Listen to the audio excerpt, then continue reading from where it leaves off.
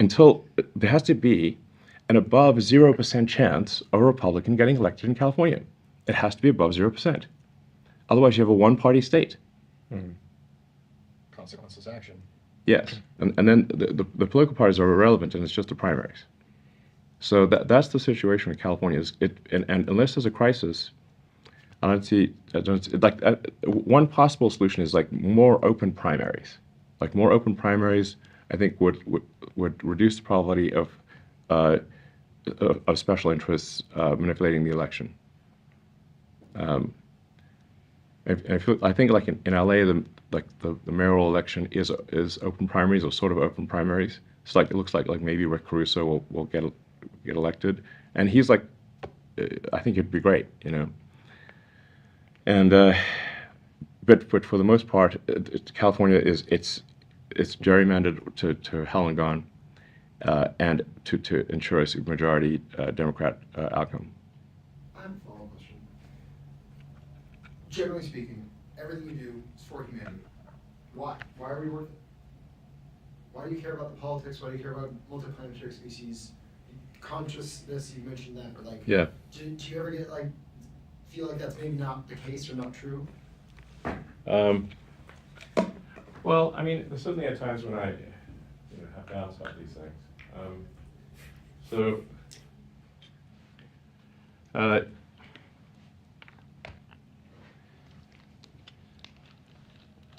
I mean, I think it's a good question you ask, because it goes to like at a foundational level, what is my philosophy, and why does it lead to this conclusion? Yes. So the reason is that when I was a teenager, I had like an existential crisis to try to figure out what's the meaning of life. It doesn't seem to be any meaning. For me, at least, the religious texts, and I read all of them that I get my hands on, did not seem convincing. So then I'm like, okay. Then I started reading the philosophers.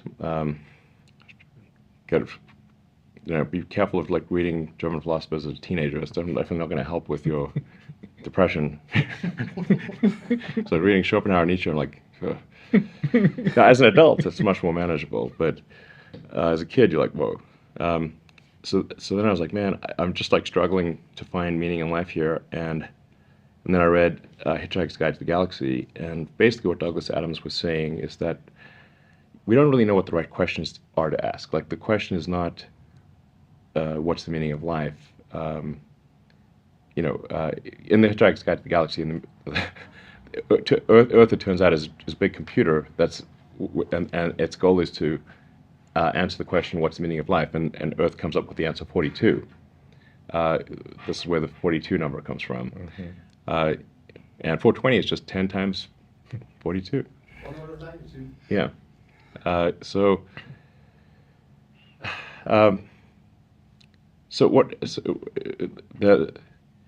In that book, which is really sort of a book about, it's an existential philosophy book disguised as humor.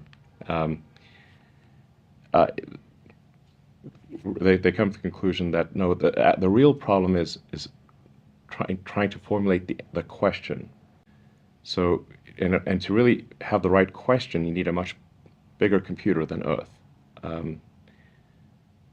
And so, maybe like one way of characterizing this would be to say the universe is the answer. What is the question? And what are the questions? The more we can expand the scope and scale of consciousness, the better we can understand what questions to ask about the answer that is the universe. And the more we can expand consciousness, become a multi-planet species, ultimately a multicellular species, we have a chance of figuring out what the hell's going on. And so, this is why I think we should have more humans and more digital, both biological and digital consciousness, and why we should become a multi-planet species and a multicellular species, is so that we can understand the nature of the universe. And then, in order for that to occur, then we have to make sure that things are good on Earth. We don't want Earth to despair. So sustainable energy is important for ensuring the long-term viability of Earth, and making life multiplanetary is important for extending consciousness, and ultimately we want to go and visit other star systems to see if there are alien civilizations there that perhaps still exist or perhaps died out millions of years ago. The extraordinarily short, I think don't realize just how short civilization, like it's so the first writings were only about 5,000 years ago. So I don't know what happened around 5,000 years ago, but for whatever reason, there's not really writings before that. So there's not like some coherent symbolic representation before about 5,000, maybe 5,500 years ago. So you can call, like, if you date civilization from the point at which we had writing, it's only 5,000 years old. Earth has been around for, I don't know, 4.5 billion years, 5 billion-ish. The universe has been around for 13.8 billion years. There were like shellfish, basically 500 million years ago. So basically, what I'm saying is civilization has existed for an instant, from a sort of a galactic timescale frame of reference. Civilization at 5,000 years is basically flash in the pan. So, and if you look at the history of civilizations, which I encourage people to read the history of civilizations. In fact, there's literally a book called The Story of Civilization. It's quite good. And there's been the rise and fall of many civilizations over the last 5,000 years. And if you look at, say, the ancient Egyptian civilization, which is one of the first writings, not the first, but close to the first. They built these incredible pyramids and had this sophisticated writing system, and then the people living in the area past a certain point, I don't know, maybe around 1,500 years ago, the last person who could read hieroglyphics died. I think probably 1,500 to almost 2,000 years ago. And well before that, the last people who could build pyramids died. And then basically people were living next to these structures that just didn't know where they came from, and with funny symbols written on them. And it took, like, Napoleon invading Egypt and bringing a bunch of scholars with him, and then the Rosetta Stone, but much more than the Rosetta Stone, ultimately to decipher hieroglyphics. It's quite a difficult thing to decipher. So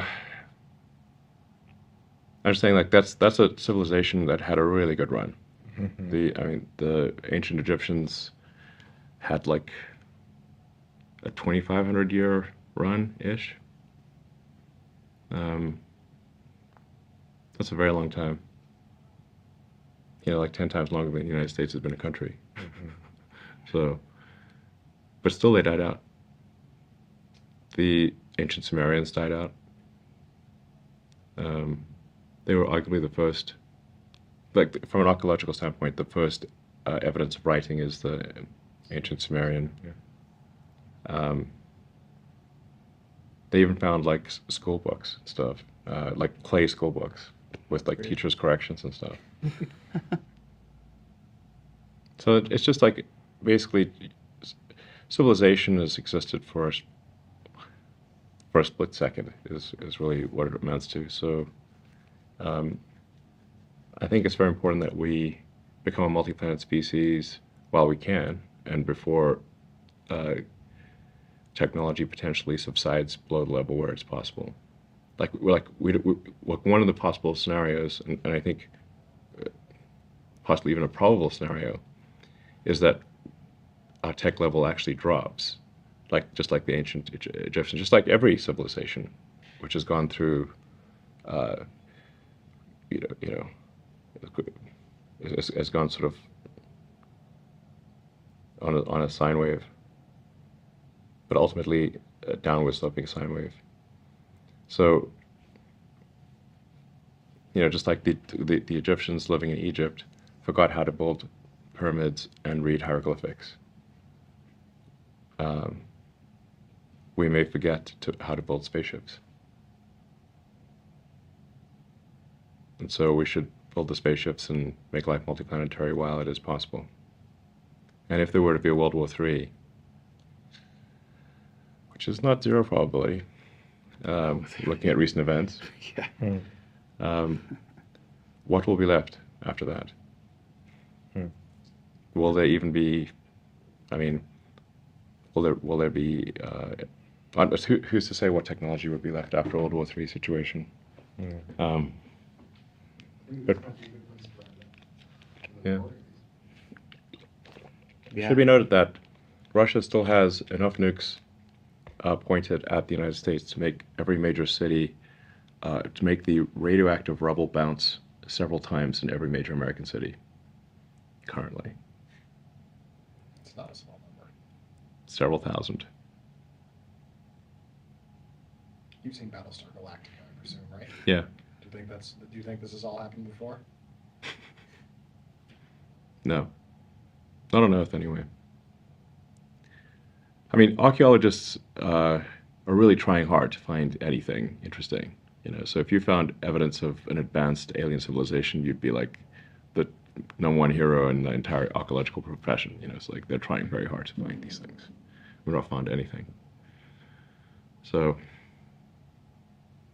and people sometimes ask me, have I seen evidence of aliens? I'm like, I have not. And frankly, if I had seen evidence of aliens, I'd be like, hey guys, we found evidence of aliens. Everyone give SpaceX lots more money because we need to improve our rocket technology. Otherwise, these aliens are going to get us. I thought you were the alien. Yeah.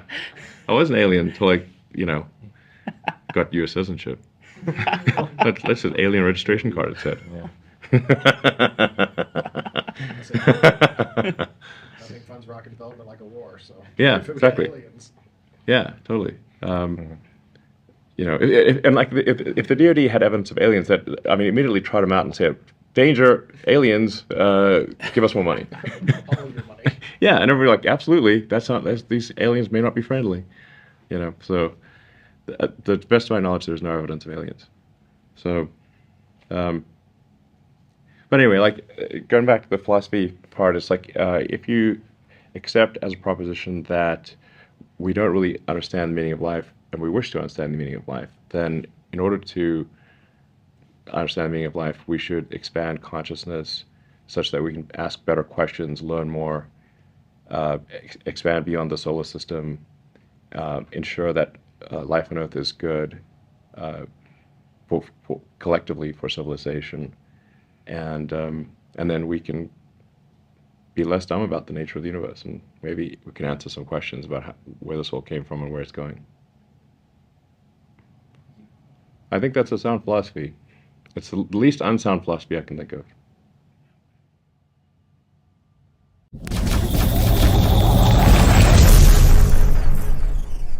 So this is like we're getting into like some serious drama here. So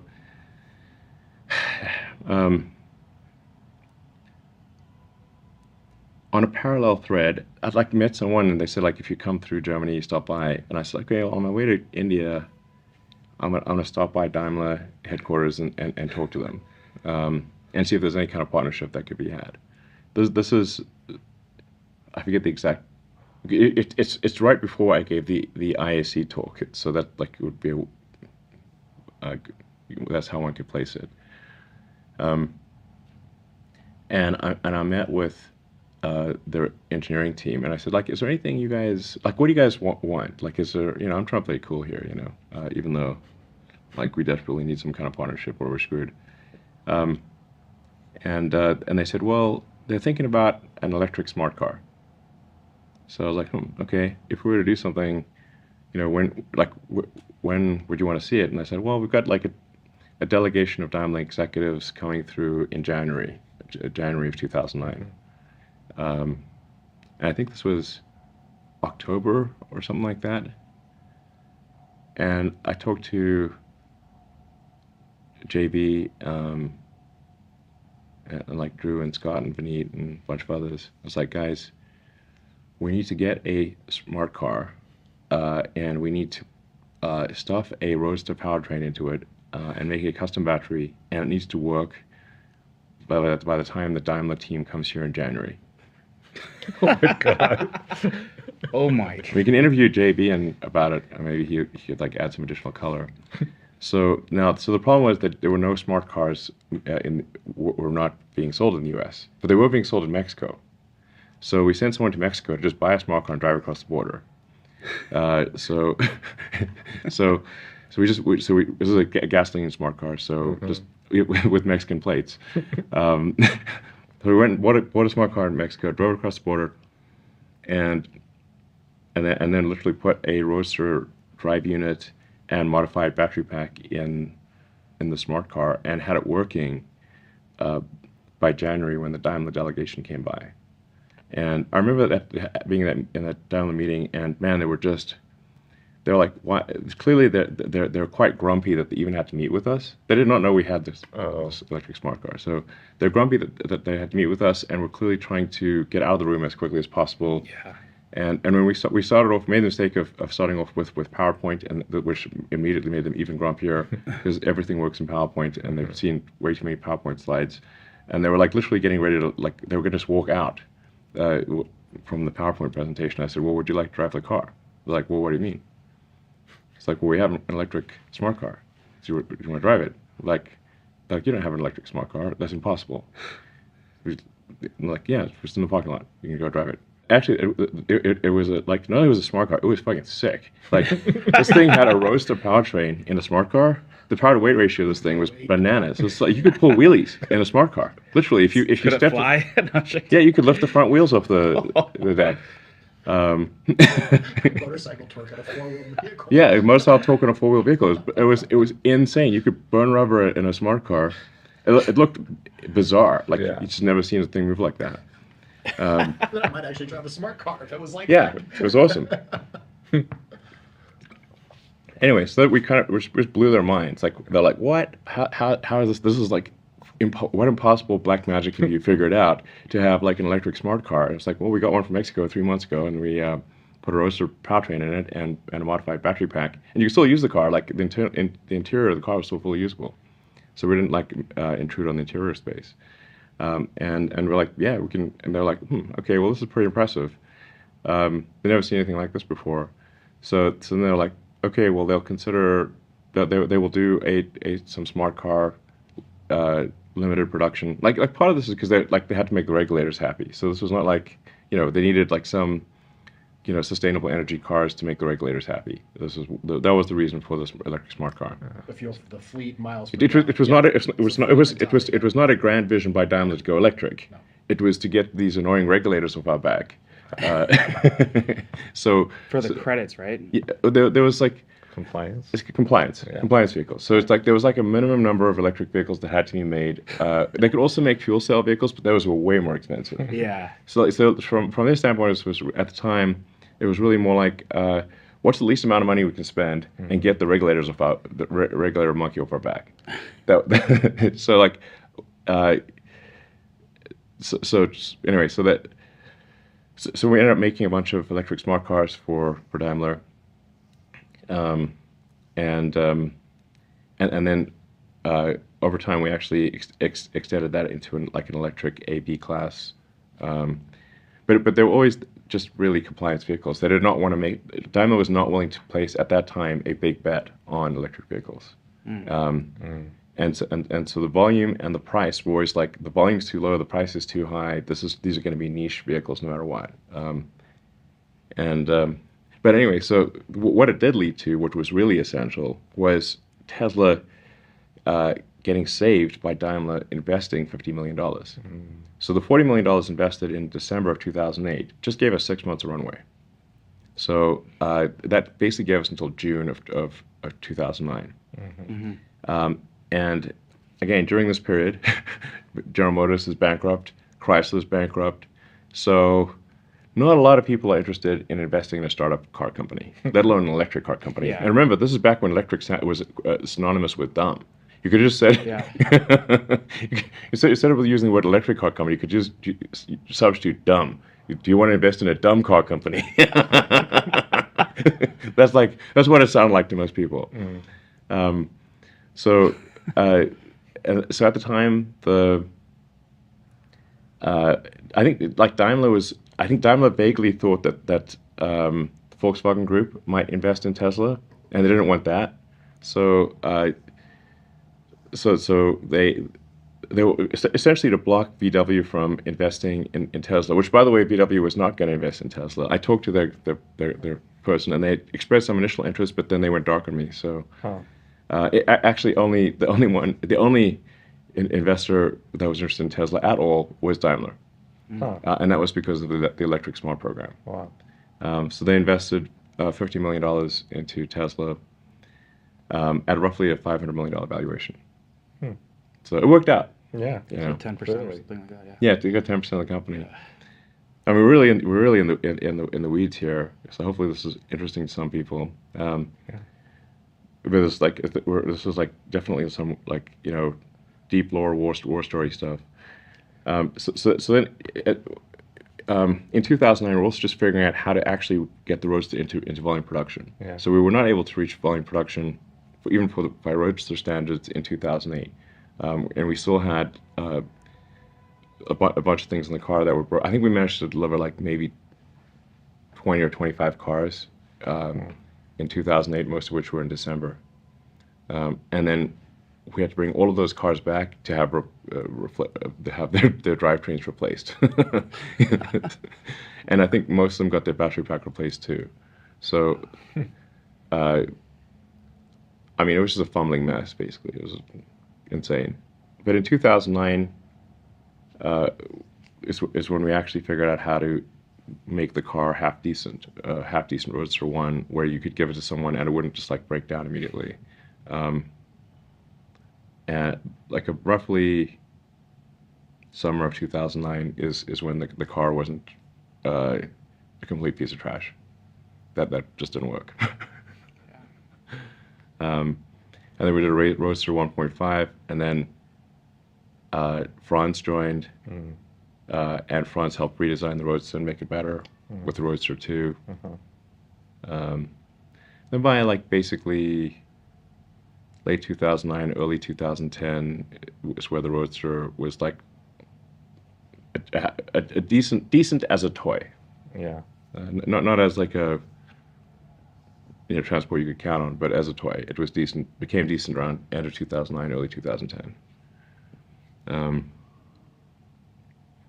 Anyway, so that Daimler investment in May 2009 was what was essential to Tesla's survival, not a government loans. So this is another thing that is a misunderstanding here, because they got confused because GM and Chrysler and Ford, GM got a massive bailout, just like a flat-out friggin' donation from taxpayers, like of tens of billions of dollars. So GM got like I don't know, $30 billion handout, basically with no repayment. Last I checked, there's over 14 billion that's unpaid. Okay, so maybe It's it's a real amount though. okay. So 14 that has not been repaid and never will be, I suspect. So, and then Chrysler got a bunch of money, and then Ford got like a $5 billion loan. But Ford is in better financial shape because I don't know for whatever reason. I think the Ford family has more long-term thinking than the people that were running GM and Chrysler. So they were in a better financial position. But it remains the case today that the only American car companies that have not gone bankrupt are Tesla and Ford. And unless something changes significantly with Rivian and Lucid, they will both go bankrupt. They're tracking to bankruptcy. They may not say like that is currently like if this were an airplane, they're going like that. So if something happens to go change, okay. But currently, they're at intersection with doom. Yeah. So I hope they're able to do something, but unless they cut their costs dramatically, they're in deep trouble.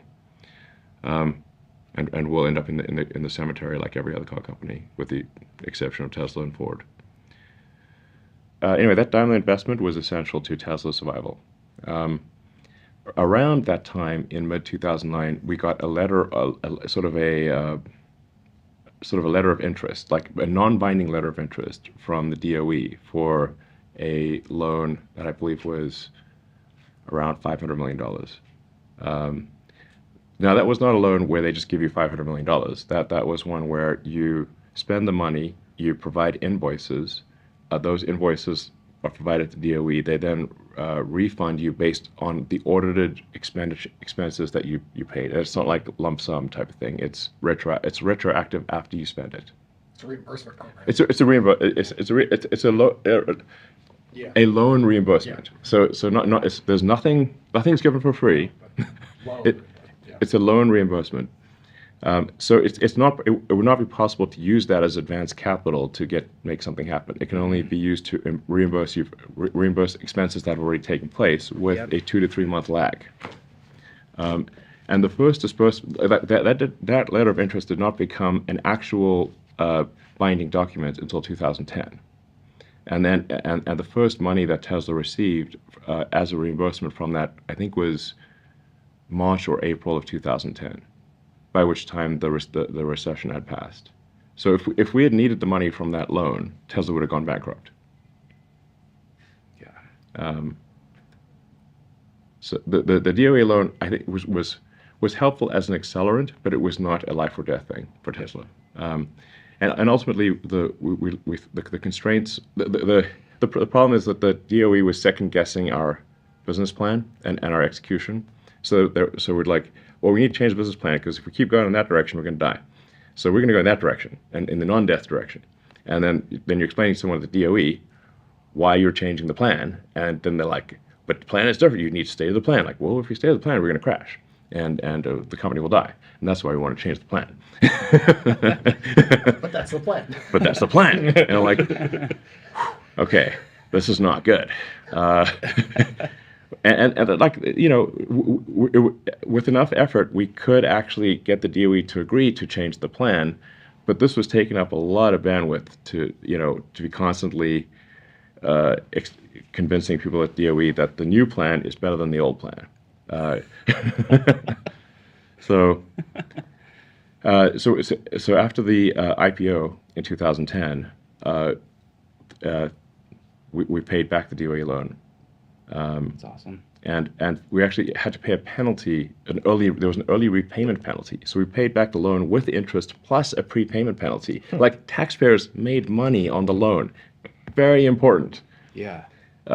Taxpayers made money on the Tesla DOE loan. Whereas they're still $14 down on $14 billion down on GM. So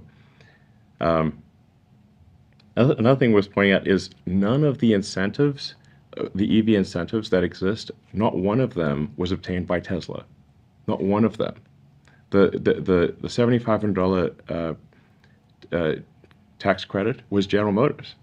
They're the one who got that. Like, Tesla had no lobbying power in DC at all. But GM had huge lobbying powers. They're the ones that got the $7,500 tax credit put in place. And Nissan.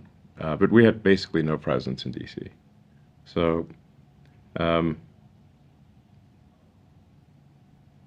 because you'll certainly hear like, oh, Tesla and tax credits. I'm like, okay, well, currently we don't have the $7,500 tax credit does not apply to Tesla, but it does apply to our competitors. So anyone who has not made any company that's cumulative production below 200,000 cars has a $7,500 tax credit, and Tesla does not, because we've long ago exceeded the 200,000 car maximum. So Tesla is at a competitive disadvantage with respect to tax credits. That is quite significant when you're talking about, like, say, a $40,000 car and a $7,500 tax credit. That's like almost a 20% difference.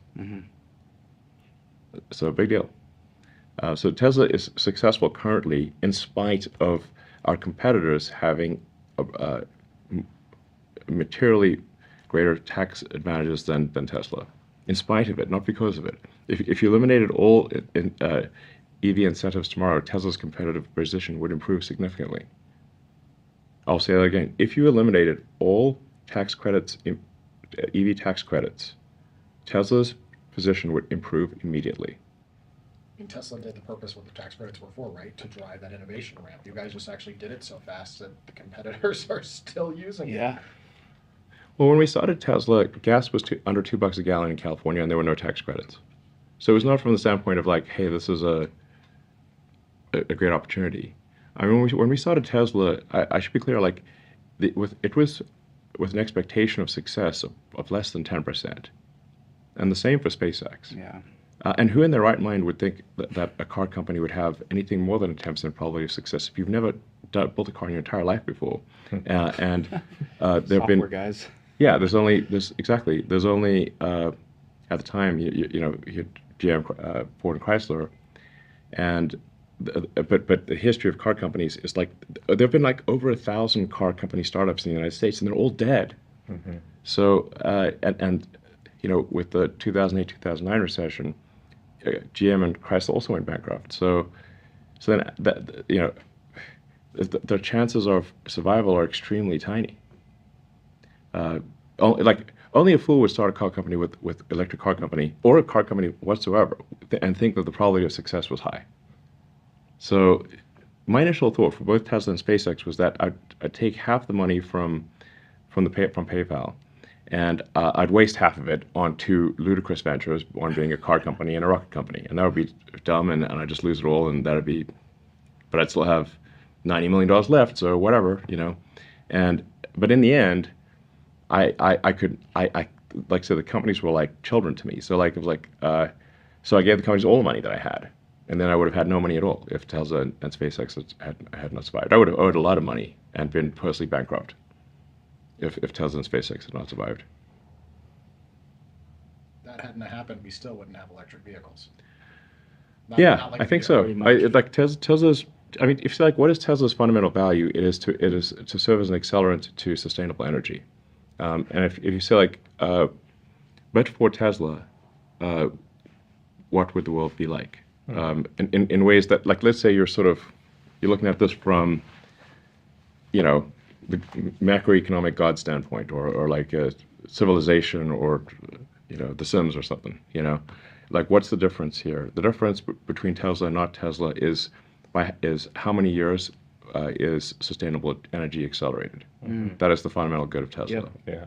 And then there's also the autonomy thing, which is, I think, could also be very, very significant. It will be very significant. But I'd say, like, in the absence of there being a fundamental technology discontinuity in the form of electrification and autonomy, both of them together, I think a new car company cannot succeed. So now I'll tell you, like, actually the real reason that people should have been shorting Tesla, and perhaps why some of them were shorting Tesla, and the real reason that car companies, new car companies cannot succeed, or why it's very hard for them to succeed. And this was first told to me by this automotive investor when I was at Axel Springer headquarters getting a Golden Steering Wheel award, and this guy who's apparently like the best automotive investor in the world, you know, comes up to me and like he's like, "Ha, I know why you're going to fail." I'm like, "Well, please tell me." I can think of several reasons. Tell me when I don't know. Yes, and he said he said that the car companies don't make any money on the new car sales. They make all of their money selling parts to cars to the existing fleet. Mm-hmm. So when the warranty runs out, like the life of a car before it hits the junkyard might be 20 years. Warranty is going to typically run out after 4 years, and there's a bunch of stuff that's not covered under warranty. So if you've got a steady state fleet, it means that 80% of your fleet is not under warranty. Mm.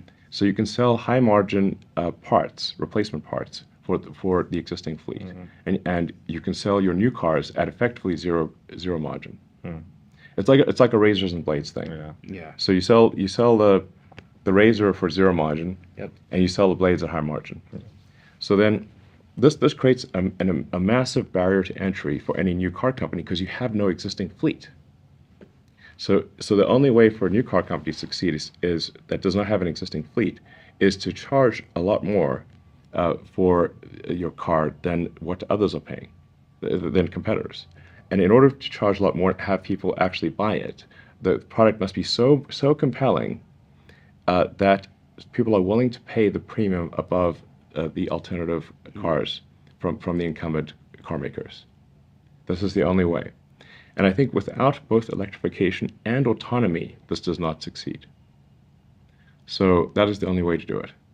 You have to win on autonomy, and you have to win on electrification, and you have to make the product so compelling that that it is worth paying the premium relative to the incumbent competitors.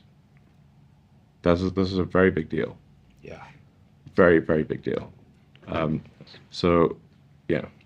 I'm exactly that customer, by the way. I first test drove a Tesla in 2015. The acceleration and all that was cool. The electric was cool. But when I tapped the stick for autopilot 1.0 and it locked on the Yep. on the road like rails, I went, holy shit, the future's here. And went from a $4,000 car to, at the time, a fully loaded Model S, just opposite end of the spectrum. Mhm. That exact angle was it. And that's gotten so many people Mhm. that way. Yeah. No oh, autopilot, I probably still wouldn't be a Tesla owner. yeah. Why do you Exactly. think- And the thing that actually got me, because we got to get a lot of flack for like autopilot deaths and stuff. Yeah. But let me tell you that, yeah, it's like no amount of statistics can convince people otherwise. They're like, I But don't on know. time. Yeah. But the thing that actually got me to really get a move on with autopilot was that this anecdote illustrates several things, by the way. So, and I think this might have been like 2014 or something like that. A Model S owner in the Bay Area fell asleep while driving his Model S and ran over a cyclist and killed the cyclist. Now, if there had been even basic lane following, that cyclist would still be alive. So I was like, man, if anything illustrates the importance of autopilot, it's this case here where that innocent cyclist would still be alive if that guy that fell asleep had autopilot or any kind of like lane following, even basic lane following. The car would not have veered off the road and killed the cyclist. So I was like, we got to get a move on here. This is a real safety issue. So that's part of what really encouraged me to like, we need to go make this happen as quickly as possible. But there's more to the story. The guy that ran over the cyclist did not internalize responsibility for himself. He said the problem was, he blamed it on Tesla, and said he fell asleep because of the new car smell. I'm not making this up. You can literally search the court records, and he got a lawyer. Okay, amazingly, got a lawyer to represent him car and smells file a lawsuit against Tesla, saying it's not his fault he ran over the cyclist. It's because of the new car smell that put him to sleep. Now, obviously, when this got before the judge is like, that's ridiculous, case dismissed. But this just gives you some sense of both the importance of autopilot and generally people's unwillingness to internalize responsibility. Car smells. Yes. You should pay extra for that. Yeah. Don't they? Yeah, I mean, he actually had the Price nerve tag goes to up. engage a lawyer and file a lawsuit. And you're like, wow, That's it's in the court records. yeah. And you're like, okay, dude, maybe it's not. Maybe it's you. The judge like, it's you. Okay. Take responsibility for your actions. So, anyway, yeah. So that's why I think like unless some new car company is able to solve autonomy and electrification and make a product that's extremely compelling and reach volume production where with a cost of goods where the cost of the car is low enough that you can charge a price where you don't exceed the affordability limit of people. Like a number of times I've had this conversation with like rich investors on Wall Street. Is crazy because there are two factors at play. One is value for money.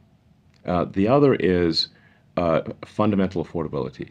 So these things are often conflated by if somebody has tens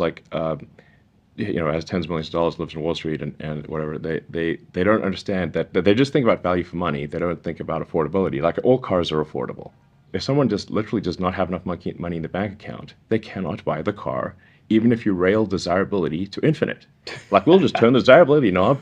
This thing, Car will smell. transform into a jet and fly you to a private island that it will create by itself.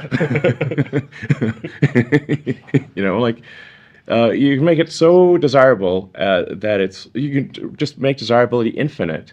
But if it costs more than people can afford, they can't buy it no matter how great it is.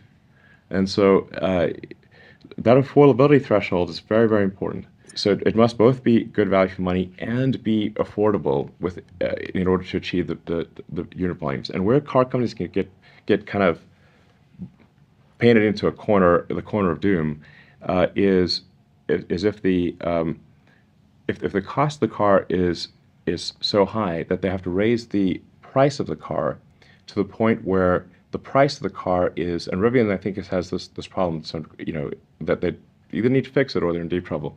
They raise the price to the point where only a very small number of people can afford the car, no matter how desirable it is. Then at that point, if you cannot achieve a unit volume that covers your fixed costs, you're screwed. Mm-hmm. So, Rivian needs. My advice to Rivian would be to cut costs immediately across the board dramatically, or they're doomed. Yeah. So, this applies to any car company, really.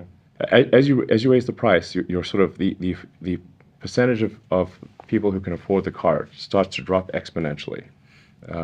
Start getting a car above $100,000. Very, very few people can afford it, no matter how desirable it is. And then you've got to have enough unit volume to pay for your fixed overheads. So you basically you've got to cover your operating expenses. Just check, see if We can do a time check too if we need to. No, I'm just a friend of mine is suggesting that I troll hard drive by posting more memes from them. They're just going to keep stealing their memes and posting them without giving them any credit. People love that. This is the internet. The memes belong to the internet. Yeah, exactly. It's the whole point of a meme. Exactly. Yeah. It's the transmitter of pure information. And typically you'll like the meme too that you'll post, and so people know where it's coming from. Memes belong to the people. Yeah. That's You create your own memes, though, don't you? I saw it create some memes. Your meme king is strong. Thank you. Yeah. Who controls the memes? Controls. My friend is saying I should post hard drive memes and declare that I made it myself. I made it myself. Microsoft meme. And then tell hard drive to stop copying me. Wow. Well, maybe one day Autopilot AI will figure out how to copy them. Yeah. That might be scary. I'd be so vexed. So yeah. You good on time too? Yeah. I'm okay. I was just getting little text buzzes, so. But nothing is like the house, something's on fire. Which, by the way, sometimes I do get the text. The house is on fire. The house is on fire. The car is on fire. The dumpster's on fire. Oh, yeah. Remember, we've had a lot of dumpster fires at Tesla, actually. I've heard. What's going on in Fremont? It seems like a lot of fires there. My friends there keep texting me every time. There's a dumpster Yeah. fire. They're Literal dumpster fire. Yeah. It's like not a metaphorical dumpster fire. It's literally a dumpster on fire. I just imagine you see the beam of the dumpster on fire floating down the river Yeah. in Alabama. I mean, things like if you have like a lot of cardboard and wood packaging in a dumpster, then or whatever, it's gonna like if it's flammable, it's then somebody, I don't know. Sometimes I think some of these things are some kids having fun or whatever, just like being arsonists, and some of it are just I don't know how these things, like trying to figure out why is this dumpster on fire. I don't know. It's on fire clearly, but how the fire start? I don't know. Nobody knows how the fire started. like dumpster fires are actually not that dangerous, but they're like you know, unless it's indoors or something. But like an outdoor dumpster fire is not intrinsically dangerous. It's contained. Yeah. It's contained. It's like the dumpster's not going to melt or anything. Yeah. So it tends to just be like it creates drama, but it's not like actually dangerous. So currently we get to give, we've all been FSC beta. You guys, thank you, by the way. It's been fun. Yeah, thank you. Testing that. Recently got kicked out, but On long trips, really long road trips, I just made it's me. Yeah. It's I me. was on a Really- long drive to I've San kicked out. Francisco, On and really unfortunately, on really long road trips, I have this problem where I'll get the nag thing will give me enough times and I'll disable, and I did like 800 miles across Texas and I'll get tired of it. That's actually not what it's about. We currently get to give feedback for when the car does something wrong. Would it be useful if we got to give feedback when the car did something like really well and really right? Because I have to do great things all the time, but I have no Yeah. way to like call somebody or mark the video Yeah. and say, "Hey, it did this turn incredibly and Great it's faced question. well." And like, is there? I mean, like, because I'm assuming the AI is being trained with reinforcement learning as well. It'd be great if we could help give that feedback when the car's like, "Great job, buddy!" Like the +1 button or something. I don't know. All input is error. Yeah, all input is error, exactly. Unless somebody missed the feature, in which case no input is error. Like in some cases, we've got like cool features nobody ever used or knew was there, like the Wizards in Winter Dance with the Model X doors, and it's rare to encounter a customer who actually knows about that. Most of them don't know it exists, and then we made it like too hard to do, and it should be the opposite of an Easter egg. It should be like this maximized number of people who know about it, not like minimize it. Back when I worked at Tesla, I actually shot the video. Oh, okay, all right, great. I tried to get it out there. Yeah, I think like people didn't translate that to my car can also do this. Yeah, yeah, it's true. But still today, I bet probably I don't know, at least 2/3 of Model X owners have no idea the car can do that. you're not talking about the Christmas dance, are you? Yeah, Yeah. Oh yeah, that's like such. Yeah. Okay. yeah. So obvious to you, but Yeah. It's like done it so many Most times. people My have- neighbors I ask know. me to move. Right. Like it's great. But I mean, You're people have never around. seen a car do anything like that. So No, it's radical. yeah. Yeah. Do you have like a favorite Easter egg or feature that you've put into the cars that this is just your favorite? Well, I mean, I suppose that the sort of Wizards in Winter door dance is Yeah. my favorite, sort of Easter eggy feature or fun thing that has no value in and of itself, course except it does. entertainment. Kids Yeah, it's get like to dance to it. it's entertainment, but it's like it's like an unnecessary thing that's cool. I mean, there was the tap autopilot 4 times to play more cowbell. Yeah. And then, like people would but now that's the one that you could accidentally do, and then your screen turns to like Mario Kart, Rainbow Road. Yeah. Yep. And you can't turn the volume down. It's full on walkout. You trying to turn it down or off. Yeah. It does it again. Kids can't be sleeping during that time. Yeah. Santa yeah, too. Santa. I think it's quite a few times people have accidentally, because it is a thing you could just tap too many times. Yeah. It's like it's not one of those Easter eggs. It's like one of those like old school arcade games where it's like up, down, left, right. Like it's like just press it 4 times and bingo. So I think a lot of people just accidentally like, what happened? Am I going crazy? Why is the car doing this? My grandma lost it. Yeah. So that's a cool one. You can change the car to standard 42. Car's name changed to Life, the Universe, and everything. There's the James Bond where it turns into the Spy Loved Me car. That's a submarine car, basically. Yeah. Yep. Is there any undiscovered Yeah. Easter eggs? Pressing a little bit phone, it changes to Thomas Edison. Is that my quoting that right? Maybe actually, I'm not. There's a ha ha ha if you want to change the screen to reindeer. Ha ha ha, not funny. Haha, not funny. We'll play the song "Grandma Got Run Over with a Reindeer." Grandma got run over by a reindeer is the haha, not funny. Yes. Is there any undiscovered Easter eggs in production right now? I mean, there might be. Like, they don't necessarily tell me about all the Easter eggs, But I mean, the thing is that like we can't spend too much time on Easter eggs because we should be. Come on, that should be the entire focus. Well, the problem is if something is rare, like what you're really trying to do is maximize the area under the curve of number of people times degree of enjoyment. Yeah. So like it's fine to have like a a low effort Easter egg that is something that like a small number of people will get a lot of joy from, and then you like area under the curve of like, well, they got a lot of joy, and but it's a small number of people. But what you're really looking for is something that would provide a lot of people enjoyment, and maximize the area under the curve of total people times amount of average enjoyment. Yeah. That's what you're actually trying to do. So that's why I can't get carried away with the Easter egg stuff. Yeah. You really want everyone to experience it, not make it some extremely 0.01% of people actually even know it exists situation. Yeah. So I think we've got a lot of work to do actually with the basic software in the car. Like our web browser sucks, and we definitely need to do work on the overall interface in the car. There's a lot of complaints on the interface. I think we do better on the interface. But like if you try to use the web browser in the car, it like takes a long time to load, and that's a trash browser.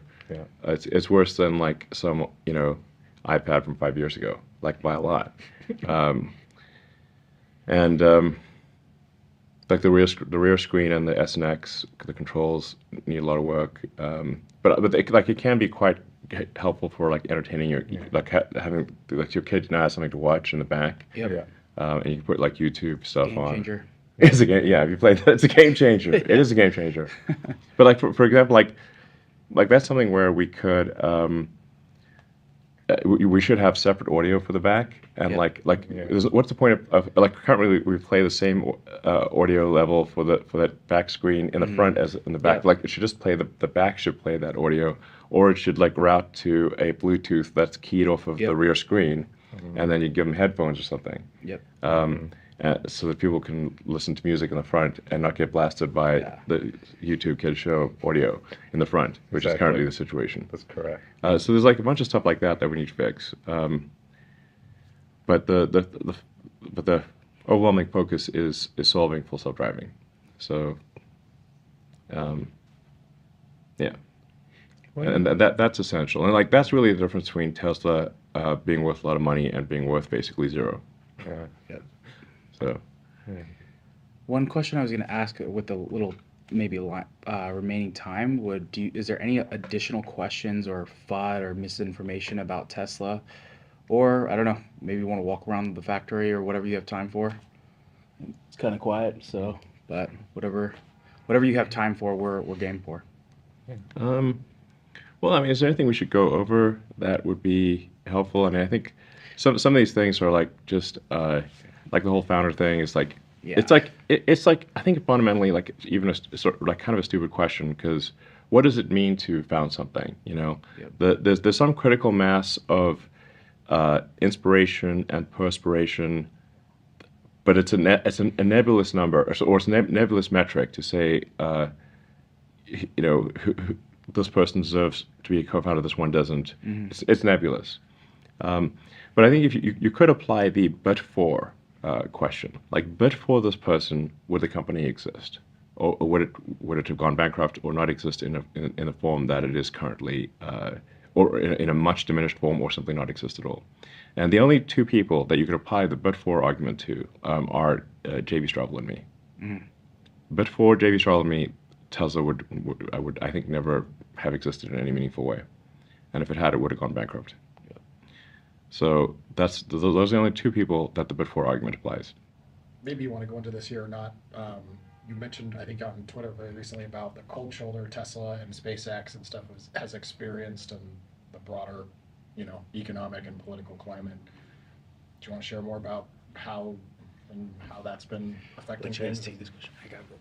How you see that changing as Tesla expands in the Great Lone Star State? Sure. So, I mean, those that follow closely are aware of it. I think you probably are aware of it. So, somewhat of a rhetorical question, I suspect. But I think the general public is not aware of the degree to which the unions control the Democratic Party. This is one does not need to speculate on this point. last year, President Biden held an EV summit where Tesla was explicitly not allowed to come, but the UAW was. So now Tesla's made 2/3 of all electric vehicles in the United States. So deliberately excluding us from an EV summit at the White House, but including the UAW, that tells you all you need to know. The reality is the UAW would prefer that Tesla was dead or unionized, but not anything but alive and unionized. And they are no fans of sustainable energy. They have for sustainable energy the entire way. So now at Tesla, far from like Tesla has the highest pay in the auto industry, and moreover, the people that work at our Fremont plant have like 5 job offers to work somewhere else. There's negative unemployment in the Bay Area. Like try hiring someone in the Bay Area. It's ridiculous. There's negative unemployment. So our challenge is how do we convince people to stay given the many other opportunities that they have, let alone a union. Like they're like, what? We don't need a union. I've got 5 other jobs. That's the real reason. It's the complete opposite from what they're characterizing. And the UAW has never been able to get even enough people to do a vote, let alone get to 50%. And California is an extremely pro-union state. There's nothing you can do to stop a union if they want to come in. It's like the California will roll out the red carpet. So then the UAW is basically forced to engage in like dirty tricks and attempt to demonize me and anyone else associated with the company. It's like if the company's like basically if the company's run by someone who's perceived to be good, then they have trouble unionizing because they're like, well, he's a good guy. Why would you want to unionize that company? So they have to make me evil somehow. And so I do not as you can tell, I don't like the UAW because they have run a dirty tricks campaign on me since at least 2017. Basically, the point at which they thought maybe Tesla wasn't going to go bankrupt. Because while they thought Tesla was going to go bankrupt, there was no point in dirty tricks. When they thought Tesla might not go bankrupt, that's when the dirty tricks and the sort of smear campaign started. So I'm not a huge fan of them. Now, their attacks did lose a bit of the wind in the sails when the president of the UAW was sent to prison. So that took a little wind out of their sails. And then when the next UAW president, who was supposed to be the person who would clean things up, when he was sent to prison, that also took some more wind out of their sails.